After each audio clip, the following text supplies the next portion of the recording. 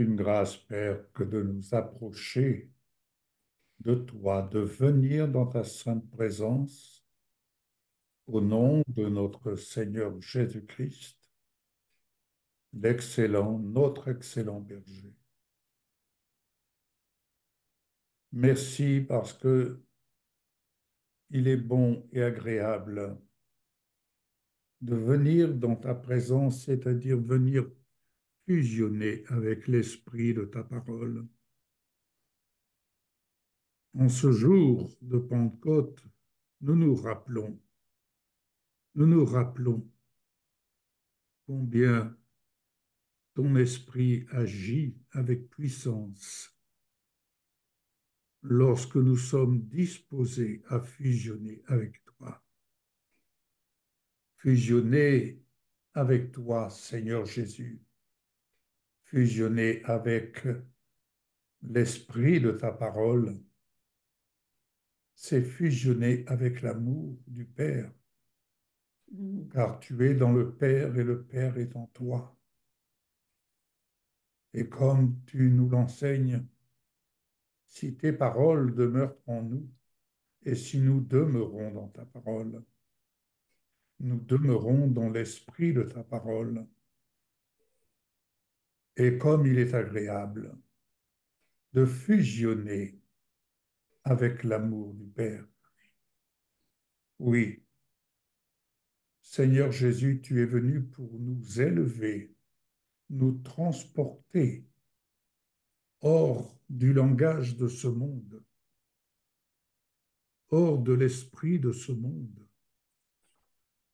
pour que nous apprenions à vivre et à tenir le langage de ton royaume, à connaître l'amour du Père, cet amour que tu es venu nous témoigner et que tu nous témoignes dans le quotidien. Tu es notre pain quotidien, tu es notre pain de vie. Merci de venir te manifester au milieu de nous, en ce lieu, en ce temps de rencontre. Viens te manifester en chacun de nous. Au nom de Jésus, Seigneur, reçois l'expression de notre culte qui te revient. Nous ne regardons pas à nous-mêmes, mais nous portons notre regard sur Jésus, le chef et le consommateur de notre foi, qui nous rappelle, qui nous rappelle ce que tu recherches, des adorateurs en esprit et en vérité. Amen. Amen. Tu as soufflé, Seigneur, un souffle de vie dans nos narines Oui, et tu as fait de nous des êtres vivants, vivants éternellement. Tu nous as ressuscités, tu Amen. nous as rendus à la vie et ton souffle de vie est en nous. Seigneur, merci pour ce souffle de vie qui nous permet de nous mouvoir sur le chemin de la vie éternelle. Et ton souffle, Seigneur, nous pousse. Tu es devant nous, tu es derrière nous, tu nous entoures, comme le peuple d'Israël, Seigneur, dans le désert, la nuée le jour et le feu la nuit pour les éclairer. Nous sommes, Seigneur, sur le chemin de la vie, un peu comme dans le désert, pour notre pèlerinage sur cette terre, parce que nous ne sommes que de passage. Et durant ce temps, Seigneur, ton esprit souffle sur nous et nous pousse et nous pousse et nous prépare. Merci Seigneur parce que tu parles à nos cœurs ce matin. Oui, Pour chacun d'entre nous, c'est vrai, nous avons des besoins différents, nous avons besoin d'entendre ta voix dans différents domaines pour continuer, pour avancer, Seigneur, sur ce chemin merveilleux sur lequel nous sommes. Chemin merveilleux, mais semé d'embûches, nous le savons, Seigneur, mais ce que nous savons, c'est que tu marches devant nous et que tu éclaires notre chemin parce que tu es la lumière sur notre chemin. Seigneur, merci parce que tu nous escortes, tu nous pousses, tu nous protèges, tu nous nourris chaque jour, une grâce fraîche chaque jour pour chacun d'entre nous. Tu renouvelles tes dons, tu renouvelles tes bontés chaque matin, Seigneur. Nous voulons garder les yeux fixés sur toi. Tu es le chef et le consommateur de notre foi. Et nous savons, Seigneur, qu'il y a un temps fixé pour chacun d'entre nous. Il y a des promesses, ta parole est la vérité. Tu es fidèle et à chaque jour, Seigneur, à chaque instant, et pour l'accomplissement des promesses, il y a un temps fixé, un temps divin, une rencontre céleste, un rendez-vous divin. Et nous voulons, Seigneur, nous attacher et garder les yeux fixés sur le fait qu'il y a un temps fixé pour chacun d'entre nous pour recevoir tout ce dont nous avons besoin. Nous Oui. sommes dans cette espérance, Seigneur, cette attente confiante que nous marchons sur le chemin de la vie, que nous gardons les yeux fixés sur toi, que rien ne peut nous nuire parce que tu es là, parce que toute arme forgée contre nous est sans effet.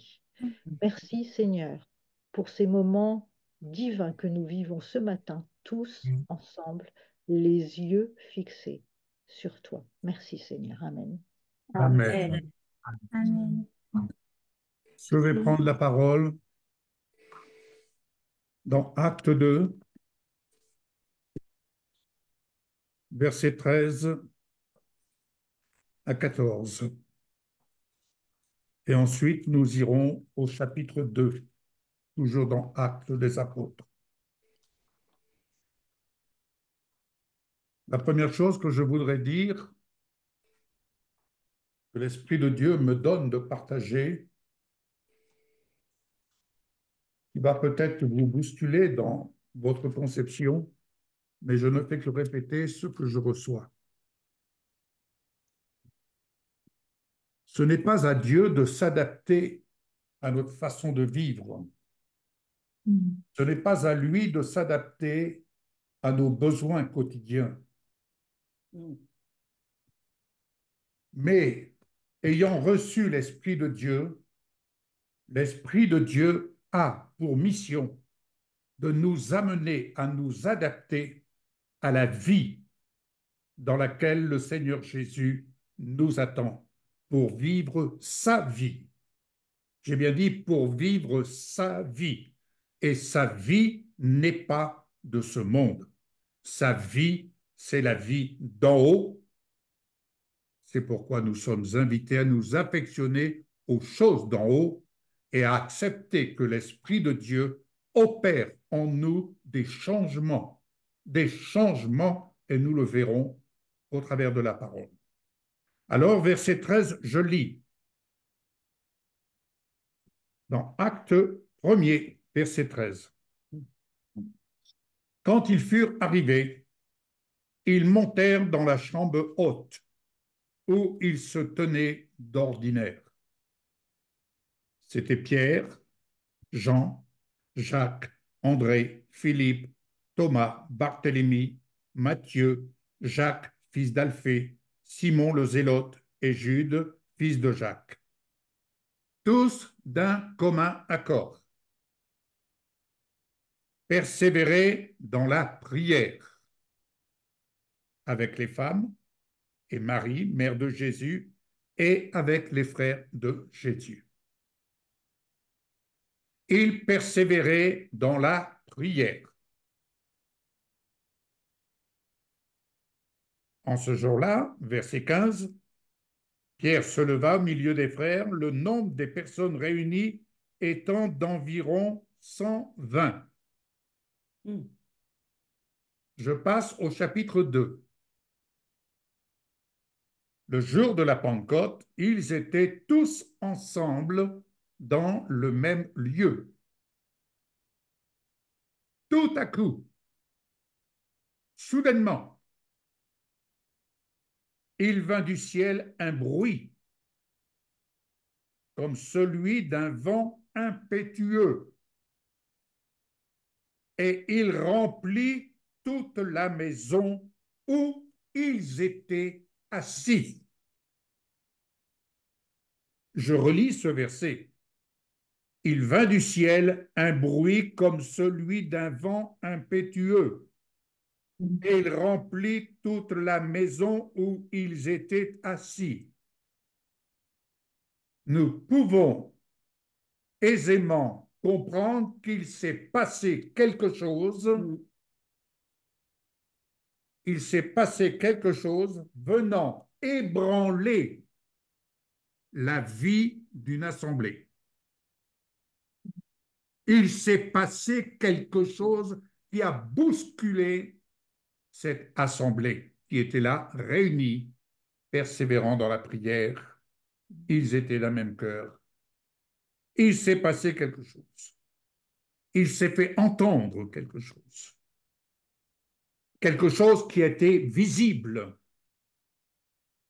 Poursuivons, verset 3. Je vais vous demander toute votre attention. Des langues semblables à des langues de feu leur apparurent, c'est-à-dire ce qui était invisible humainement est devenu visible. C'est devenu visible. Séparées les unes des autres, ces langues se posèrent sur chacun d'eux, c'est-à-dire il y a eu la personnalisation de l'œuvre de l'Esprit, il y a eu une effusion personnalisée puisque chaque langue s'est posée sur chacun de ceux qui étaient là réunis. Et ils furent tous, sans exception, remplis du Saint-Esprit, habités de la personne du Saint-Esprit. Alléluia. Habités de la personne du Saint-Esprit. Autrement dit, ce n'était pas un gadget, ce n'était pas un moment de visitation, j'ai senti un frisson rempli. Quand vous remplissez un vase, vous le remplissez avec de l'eau, c'est visible. Là, ils étaient remplis du Saint-Esprit, tenant compte que le Saint-Esprit, c'est la troisième personne de la Trinité divine. Et se mirent à parler en d'autres langues, selon que l'Esprit leur donnait de s'exprimer. Si on s'arrête là, ils se mirent à parler en d'autres langues. Alléluia. Mais je voudrais que vous suiviez sur votre Bible ce qui suit. Or, il y avait en séjour à Jérusalem des Juifs, hommes pieux, de toutes les nations. Vous entendez? De toutes les nations qui sont sous le ciel. Au bruit qui eut lieu, au bruit qui eut lieu, il y a eu un bruit. La multitude accourut. Il y a eu quelque chose qui s'est fait entendre. Oui, oui, oui. Qui s'est fait entendre au sein de cette assemblée, du sein de cette assemblée, ça s'est fait entendre sur l'extérieur. Et pas quelques-uns, mais des Juifs hommes pieux de toutes les nations. Au bruit qui eut lieu, la multitude, il n'est pas dit quelques-uns, accourut. Et elle fut confondue parce que chacun les entendait parler dans sa propre langue. Est-ce que vous entendez? Chacun les entendait parler dans sa propre langue.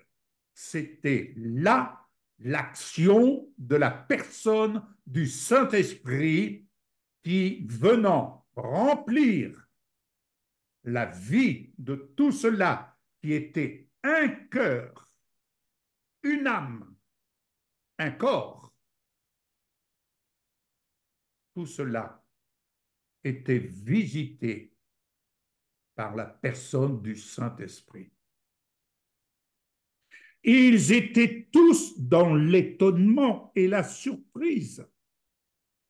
Et ils se disaient les uns aux autres, écoutez bien, voici ces gens qui parlent, ne sont-ils pas tous galiléens?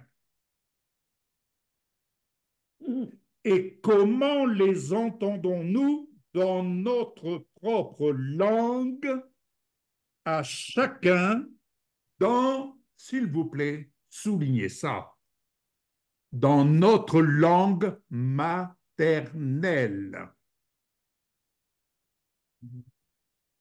Il parlait en langue. Non, non, non, non. Il parlait une langue maternelle alors qu'ils étaient galiléens. Et j'ai compté, il y avait environ 17 régions représentatives qui les entendaient parler dans leur langue maternelle. Ils parlaient quoi? Des merveilles de Dieu. Qui étaient-ils? Partès, Médès, Élamite, ceux qui habitent la Mésopotamie, la Judée, la Cappadoce, le Pont, l'Asie, la Phrygie, la Pamphylie, l'Égypte, le territoire de la Libye, voisine de Cyrène, et ceux qui sont venus de Rome, juifs et prosélytes, crétois et arabes. Comment les entendons-nous parler dans nos langues des merveilles de Dieu? Ne croyez-vous pas que nous devons avoir l'humilité de faire une mise à jour?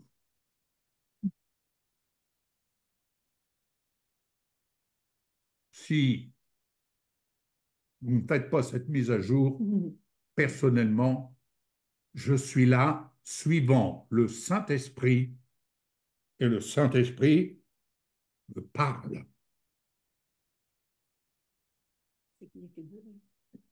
Ils étaient tous dans l'étonnement et ne sachant que penser, ils se le disaient les uns aux autres, que veut dire ceci? Mais d'autres se moquaient et disaient, ils sont pleins de vin doux.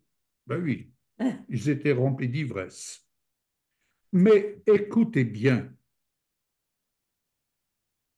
c'était là la prophétie que Joël avait donnée quand il dit, dans ces jours-là, je reprendrai de mon esprit et ils prophétiseront. Ils prophétisaient sur les nations. Alors, je vais vous emmener, on va faire un parallèle. On va faire un parallèle. Venez me rejoindre dans le livre de la Genèse. Dans le livre de la Genèse, au chapitre 11.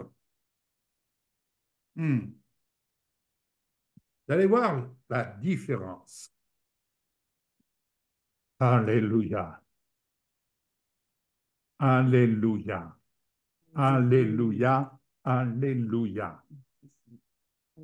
Je lis à partir du verset 1er. Toute la terre avait une seule langue et les mêmes mots. Je répète cette parole. Toute la terre avait une seule langue et les mêmes mots. Autrement dit, il y avait là un système dans ce monde que l'on retrouve aujourd'hui, le système où tous nous avons le même langage, les mêmes mots sur le plan terrestre. Où que vous alliez, que ce soit en Asie, que ce soit sur le continent africain, que ce soit à l'Est, tous nous avons le même langage par rapport à ce que l'on voit et par rapport à ce que l'homme exerce son contrôle et désire exercer son contrôle. Il ne faut pas être, je dirais, d'une intelligence au sommet exceptionnel pour comprendre qu'il y a quelques-uns qui sont habiles pour tirer toutes les ficelles, pour tirer tous les cordages et nous emmener, vouloir nous intégrer dans un système. Je poursuis. Comme ils étaient partis de l'Orient, ils trouvèrent une plaine au pays de Shinéar et ils y habitèrent. Ils se disaient l'un à l'autre, allons, faisons des briques et cuisons-le au feu. Et la brique leur servit de pierre et le bitume leur servit de ciment. Ils dirent encore, allons, bâtissons-nous une ville et une tour dont le sommet touche au ciel. Et faisons-nous un nom, afin que nous ne soyons pas dispersés sur la face de toute la terre. Voyez, l'homme, quand il veut garder le contrôle et exercer le pouvoir, il cherche toujours à dépasser, à dépasser, à dépasser. Il vous suffit de regarder ces grandes tours, mais il vous suffit de regarder également en ces temps, en quelques minutes, ces régions sont inondées. Ce que l'homme construit de par sa propre intelligence est fatalement exposé à être détruit un jour ou l'autre, et les inondations soudaines nous en donnent une illustration. Alors, il s'est passé quelque chose. L'Éternel entre en action. Et l'Éternel descendit pour voir la ville et la tour que bâtissaient les fils des hommes, pas les fils de Dieu, les fils des hommes. Et l'Éternel dit, voici, ils forment un seul peuple et ont tous une même langue. Autrement dit, ils ont tous le même langage. Ils ont tous le même langage. Et ils nous bombardent de leur publicité, ils nous bombardent de conseils, un jour blanc, un jour noir, mais ils ont tous le même langage, faisant et visant à faire de nous tout simplement des marionnettes.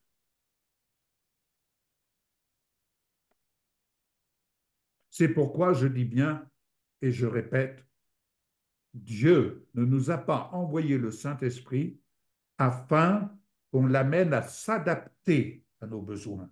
Non, c'est à nous de nous adapter à l'œuvre de l'Esprit dans laquelle il veut nous conduire. C'est Moïse avec le peuple, ils ont dû s'adapter pour quitter l'Égypte et traverser la mer qui s'est ouverte devant eux. Il faut bien réfléchir ces temps dans lesquels nous sommes. Donc, une même langue. Et c'est là ce qu'ils ont entrepris. Maintenant, rien ne les empêcherait de faire tout ce qu'ils auraient projeté. Oh, il y a d'innombrables projets dans le cœur des hommes. Mais c'est le dessein de l'Éternel qui s'accomplit et qui s'accomplira.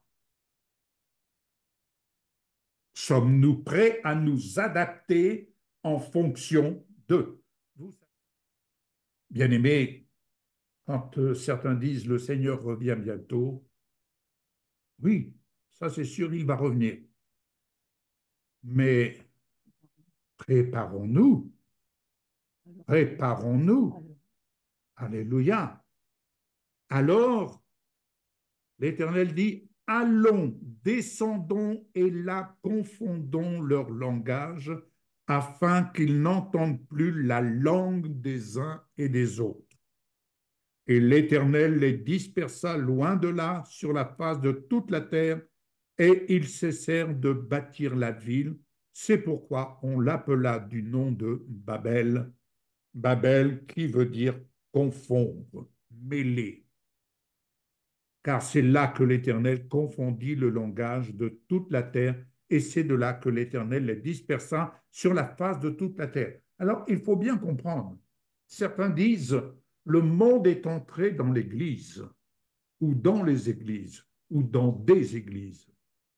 Mais il faut bien comprendre, c'est l'esprit de ce monde tenant le même langage de ce monde, à partir de ce langage dont les gens se nourrissent, oui, c'est l'esprit du monde qui vient insidieusement se faufiler, se répandre et jeter la confusion. Jeter la confusion. Et là où il y a la confusion, il n'y a pas d'unité. Là où il y a la confusion, il n'y a pas d'unité et il n'y a pas le reflet de la vie d'en haut, c'est le reflet de la vie de ce monde, de la vie terrestre.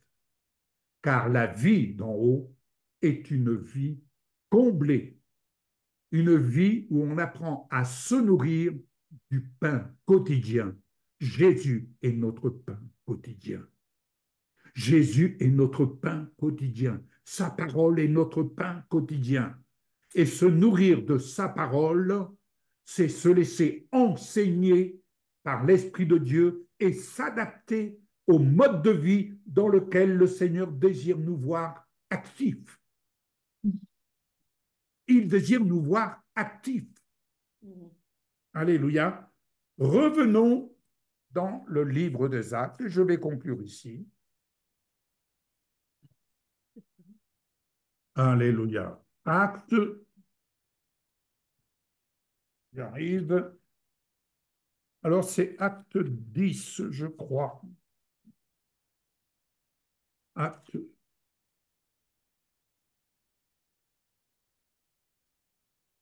Voilà, acte 10. Vous connaissez l'histoire, cette belle histoire avec Corneille. Mais nous lirons à partir du verset 30. Donc, Pierre est envoyé, et il est envoyé chez Corneille, c'est-à-dire chez les païens.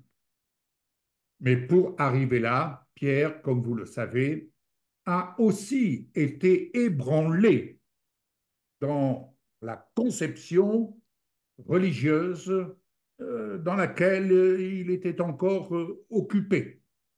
Mais l'œuvre de l'Esprit de Dieu l'a amené à changer son langage. Au verset 30, il nous est dit, et c'est Corneille qui parle, il y a 4 jours, à cette heure-ci, je priais dans ma maison à la 9e heure, et voici un homme vêtu d'un habit éclatant se présenta devant moi et dit, Corneille, ta prière, il n'a pas dit tes prières, ta prière, une seule prière suffit. Ta prière a été exaucée et Dieu s'est souvenu de tes aumônes.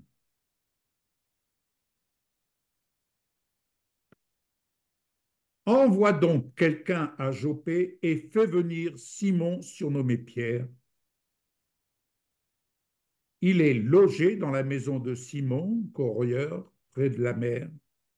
Aussitôt j'ai envoyé quelqu'un vers toi et tu as bien fait de venir. Maintenant donc, nous sommes tous devant Dieu. Il a bien dit, nous sommes tous devant Dieu pour entendre tout ce que le Seigneur t'a ordonné de nous dire. Il y a là une disposition de cœur de la part de Corneille, mais aussi de tous ses invités à entendre par la bouche de Pierre ce que le Seigneur a à leur dire. Autrement dit, ce n'est pas le lieu et ni le temps de débattre sur des points de doctrine, de débattre sur le Seigneur a dit, le Seigneur n'a pas dit. C'est le temps où ils ont le cœur disposé à entendre clairement ce que le Seigneur a à leur dire d'une façon claire. Et c'est ainsi que Pierre, ouvrant la bouche, dit: en vérité, je reconnais que Dieu ne fait point de favoritisme, mais qu'en toute nation, celui qui le craint et qui pratique la justice lui est agréable. Et donc Pierre va commencer de partager le message de l'Évangile parlant de Jésus. Et quand il dit au verset 42, « Et Jésus nous a ordonné de prêcher au peuple et d'attester que c'est lui qui a été établi par Dieu, juge des vivants et des morts. » Tous les prophètes rendent de lui le témoignage que quiconque croit en lui reçoit par son nom le pardon des péchés. Comme Pierre prononçait encore ces mots, le Saint-Esprit descendit sur tous ceux qui écoutaient la parole. Oui. Tous les fidèles circoncis qui étaient venus avec Pierre furent étonnés de ce que le don du Saint-Esprit était aussi répandu sur les païens, car ils les entendaient parler en langue, mais ils les entendaient glorifier Dieu. Je répète, ils les entendaient parler en langue, mais les entendant parler en langue, ils les entendaient glorifier Dieu. Alors Pierre dit, peut-on refuser l'eau du baptême à ceux qui ont reçu le Saint-Esprit, aussi bien que nous? Et il ordonna qu'ils soient baptisés au nom du Seigneur, sur quoi ils le prièrent de rester quelques jours auprès d'eux. Alléluia, je m'arrête là tout simplement. L'action du Saint-Esprit n'est pas un gadget. L'action du Saint-Esprit n'est pas un petit moment où l'action du Saint-Esprit a pour but de nous amener à glorifier Dieu, à avoir un langage intelligible qui soit entendu autour de nous. Et l'action du Saint-Esprit a pour objectif de nous amener à fusionner avec l'amour du Père et à ce qu'on apprenne à goûter la saveur de la vie d'en haut. C'est pourquoi l'apôtre Paul dit bien aux Colossiens, affectionnez-vous aux choses d'en haut et non à celles qui sont sur la terre. Il faut savoir où est notre priorité des priorités et il faut savoir où nous sommes appelés à vivre et à apprendre, comme tout disciple, à nous adapter pour vivre la vie de la victoire en Jésus-Christ. En Jésus-Christ qui, en tant qu'excellent berger, a pour but de nous amener sur les hauteurs et que nous ne restions pas à stagner en bas, mes bien-aimés, mais sur les hauteurs. Alors, pour être emmené sur les hauteurs, quelqu'un m'a dit tout récemment, le vieux, il est sur les hauteurs. Eh bien, je me réjouis d'être sur les hauteurs, mais ce n'est pas une recette, mais une chose certaine, le Saint-Esprit, il faut le suivre et surtout le laisser être notre conseiller. Il nous parle, il nous instruit, Mm, mm. il sait comment on fonctionne, mais nous devons apprendre aussi à savoir comment il fonctionne. Il nous conduit, en effet, de gloire en gloire. Amen. Amen. Amen. Amen. J'aimerais, je vois que le temps va peut-être nous manquer, on va peut-être un peu Vas-y, non, déborder, vas-y. mais Allez, on peut. je vais enchaîner avec ce que tu viens de dire sur l'importance de l'unité. Mhm. Ouais.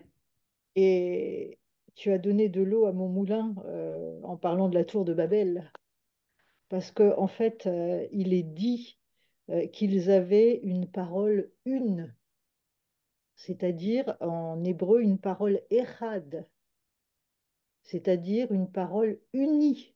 Oui. Oui, Ils étaient dans l'unité. Et oui, là, nous voyons la puissance de l'unité qui oui, fait que Dieu est descendu pour oui, les confondre et les diviser. oui, Parce que sinon, il dit, tout leur sera possible.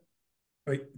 Et, mais eux, ils étaient dans le mal. Ils avaient une parole une parole errade. Et ce que nous voyons en lisant les actes, c'est aussi l'importance de l'unité. Oui. Je ne vais pas vous relire les actes, hein, les premiers chapitres, puisque Yves, tu viens de le faire, mais simplement, dans le chapitre 1, qu'est-ce qui se passe? Au verset 6, ils se trouvent assemblés, Oui. c'est-à-dire qu'ils se trouvent réunis. C'est Amen. le mot, hein, assemblée, réunie. Et il y a le mot grec qui dit assemblée, réunie a aussi une autre signification parce qu'il est utilisé aussi pour parler d'une cohabitation conjugale. Mhm. Mm. Cohabitation conjugale. Et là, on a déjà l'image de la fiancée avec son fiancé, puisqu'ils sont rassemblés avec Jésus. La première image donc de la fiancée avec son fiancé avant qu'ils partent préparer la chambre nuptiale en vue de son retour quand il reviendra la chercher. Mais avant cela, les disciples sont rassemblés, unis, et je crois, et c'est même sûr, c'est le point clé, l'unité du corps de Christ. Il reviendra chercher une épouse préparée, sans Amen. ride ni tache, un peuple uni. Amen. Alors, Amen. pour ceux, petit aparté, qui disent, et tu le disais tout à l'heure, le Seigneur revient, il vient nous chercher, ça vient vite. Bah, tant que l'épouse n'est pas unie, le Oui. Seigneur Ouais. ne revient pas. Donc, comme ça, si on veut que le Seigneur revienne, eh ben, faut nous unir. Oui. Il reviendra. Alors, j'avais été interpellée sur les deux hommes vêtus de blanc qui disent aux disciples, quand Jésus est enlevé, il reviendra vers nous, enfin vers vous, donc de la même manière que vous l'avez vu monter au ciel. Hmm. Dans l'état, moi, je me suis dit, bah, pourquoi il les interpelle de ne pas fixer le ciel, puisque nous devons garder les yeux fixés sur lui. On sait qu'il va revenir de la même manière et qu'il Hmm. descendra du ciel. Même Paul nous le dit. Et je me suis dit, mais en fait, outre le fait de garder les yeux fixés sur lui, il reviendra dans l'état dans lequel nous étions quand il est monté au ciel, c'est-à-dire Hmm. rassemblés et unis. Alléluia. On voit qu'ils sont 11. Ils sont donc incomplets. Ils sont 11 parce que Judas n'est plus là. Ils vont donc choisir deux personnes et le sort va désigner Matthias pour être le 12e, pour le remplacer. Matthias signifie le don de Dieu. Dieu fait un don pour qu'il soit à nouveau complet, pour reprendre donc le service et la fonction d'apôtre, la place que Judas a abandonnée. Ils sont donc à nouveau 12. ils sont complets. 12, vous le savez peut-être, c'est la totalité de l'organisation divine, l'unité retrouvée que moi je dirais entre le peuple juif et le peuple chrétien. Ils sont à Mhm. nouveau tous ensemble unis. Et c'est seulement alors que ces conditions sont remplies que la fête de Shavuot arrive. Et qu'est-ce qu'il se passe? Dans Acte 2, les croyants se rassemblent tous dans un même lieu. Ils sont rassemblés physiquement, mais ils sont aussi rassemblés, et c'est là le plus important, ils sont en communion. Ils sont échad, ils sont unis Oui, les uns avec les autres. Ils sont réunis, ils ne font qu'un, et c'est à ce moment-là que l'Esprit descend. Ils sont 12, enfin ils sont 120, et ils sont réunis, et là, le Seigneur, le Saint-Esprit peut venir les visiter parce qu'ils sont unis, parce qu'ils Mhm. sont un. Il est dit que donc que vient du ciel, vient des lieux célestes, comme le rugissement d'un vent violent, un souffle violent qui remplit toute la maison où ils sont assis, où ils siègent. Et vous savez, quand on siège, c'est comme dans un conseil d'administration, on n'est pas simplement assis physiquement, mais on est assis à une place officielle avec un président de séance oui, et on siège à une assemblée. On n'est pas là simplement assis à assister. On siège, on participe. Alors le point commun entre le retour de Jésus et la venue du Saint-Esprit, bah, c'est l'unité. C'est le point clé. C'est l'unité. Ils étaient rassemblés, unis, tous d'un même cœur, et ils étaient 12. Ils étaient complets. Le corps était complet. Venez avec moi dans 1 Thessaloniciens 4, 17 pour voir que l'unité continue. 1 Thessaloniciens 4, 17, vous le savez, euh, c'est Paul qui nous parle de l'enlèvement, justement. Et qu'est-ce qu'il nous dit? Il nous dit, je vais vous le lire dans la version Chouraki. Donc, bah, je vais prendre à partir du verset 13 pour que nous soyons dans le contexte. Nous voulons, frères, que vous n'ignorez rien au sujet des dormants, pour que vous ne soyez pas attristés comme ceux qui n'ont pas d'espoir. Oui, nous adhérons à ce que Yeshua est mort et s'est relevé. De même, Elohim amènera avec lui ceux qui sont endormis en Yeshua. Or, ceci, nous vous le disons, selon la parole de l'Adon, nous, les vivants, nous serons encore là à l'avènement de l'Adon, nous ne devancerons pas ceux qui seront endormis, car l'Adon lui-même a un mot d'ordre à la voix du grand messager et du chauffard d'Élohim descendra du ciel. Il reviendra donc du ciel, de la même manière que nous l'avons vu partir, que vous l'avez vu partir, il descendra du ciel. Les morts dans le Messie se lèveront les premiers. Ensuite, nous, les vivants, restés là, nous serons enlevés ensemble. Là encore, dans l'unité avec ceux qui dorment. Alors, je vous le disais au début, et c'est comme ça que je vais conclure, le mot assemblée se dit aussi d'une cohabitation conjugale.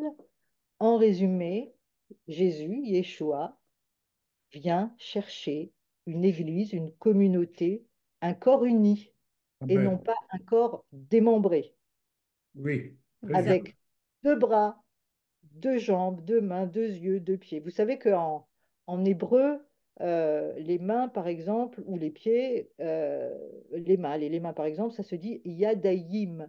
Et je vous l'avais déjà expliqué, c'est une forme duel, parce qu'en hébreu, il y a comme nous la forme au singulier, la forme au pluriel, mais eux, ils ont une forme en plus qui est la forme duel, c'est-à-dire qui est indissociable, qui va par paire. Quand vous avez le Haïm, par exemple, Yerushalayim, ça veut dire qu'il y a la Jérusalem d'en bas et il y a la Jérusalem d'en haut. Elle Amen. est double, c'est la forme duel. Et ça, c'est une forme qui n'existe que dans l'hébreu. Yadaïm, il y a deux mains, ou Régelaïm, deux pieds. Ça veut dire que l'un ne va pas sans l'autre, comme Israël ne va pas sans l'Église, comme les Juifs ne vont pas sans les chrétiens. Et nous l'avons vu dans la dernière lecture que tu as faite avec Pierre. Oui. Le Saint-Esprit est tombé sur les Amen. goyim, sur les païens. Voilà. Donc, le message de la Pentecôte, c'est le message de l'unité. Amen. Amen. Amen. Echad. Et vous savez que le mot unité, dans sa valeur hébraïque, est a la même valeur que le mot amour. Oui. L'amour et l'unité, c'est la même chose. Jésus ne reviendra pas tant que son épouse ne sera pas unie. Oui. Alors à nous de travailler, chacun à notre mesure, à l'unité et à l'unité de son corps, l'unité en lui, l'unité en, en nous. Et je vous invite là, le temps nous manque, à relire Jean 17. Oui. Jean Oui. 17, Jésus ne parle que de l'unité. Et d'ailleurs, il dit, ah, je vais quand même vous lire ça, parce qu'on parle de Vas-y. l'enlèvement, je vais quand même vous le lire. Euh, Quand il dit dans Jean, alors attendez, pom, pom, pom, que je le retrouve, où est-ce que je l'ai noté? Jean 17. Tac, tac, tic, attendez, je vais vous le trouver tout de suite.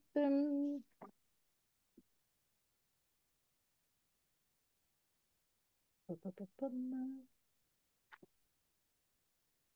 17, 22, c'est ça que tu veux. Jean 17, 15. 15. Je- euh, à partir de 14. Je leur ai donné ta parole et le monde les a haïs parce qu'ils n'appartiennent pas au monde. Comme moi, je n'appartiens plus au monde. Et écoutez, je ne te demande pas de les enlever du monde, mais de les protéger du malin. Et Hmm. le mot enlever n'est pas le même que l'enlèvement de quand on voit Jésus est enlevé dans les Actes, mais il a la même signification, c'est-à-dire prendre, enlever, soulever. Et je crois que quand Jésus dit ça, je ne te demande pas de les enlever du monde, mais de les protéger du Mhm. malin durant ce temps avant que je revienne. Oui, oui, oui. Protège-les du mal, protège-les du malin. Pourquoi? Parce que ça va swinguer, si je puis me permettre l'expression. Ils n'appartiennent pas au monde comme je n'appartiens pas au monde, mêlés à part pour la sainteté, par le moyen de la vérité. Ta parole est la vérité. Comme tu m'as envoyé dans le monde, je les ai envoyés aussi dans le monde, et pour eux, je me mets à part dans la sainteté, afin qu'eux aussi soient mis à part dans la sainteté par le moyen de la vérité. Je ne te demande pas, Père, de les enlever du monde, mais de les protéger durant cette période de difficulté. C'est pas la même chose. Pas la même chose, oui. On en revient toujours à l'enlèvement. C'est ma conviction. Mhm. Peut-être certains ne la partagent pas, mais moi je crois que nous allons rentrer, et nous sommes rentrés dans des temps difficiles et qu'il n'y a pas de raison qu'on soit enlevé. Mhm. On est là pour mêler à part pour la sainteté, pour annoncer ma parole. Mhm. Comme tu m'as envoyé dans le monde, je les envoie dans le monde. Mhm. Si nous partons avant que les gens aient besoin, qui va leur annoncer la parole? Qui va leur annoncer l'évangile? Qui va être cette lumière brillante si nous ne sommes pas là? Amen. Voilà, l'unité, c'est du corps de Christ. L'épouse est une épouse sans rides et sans taches, préparée pour le jour des noces. Voilà, Amen. Alléluia. Amen. Alléluia.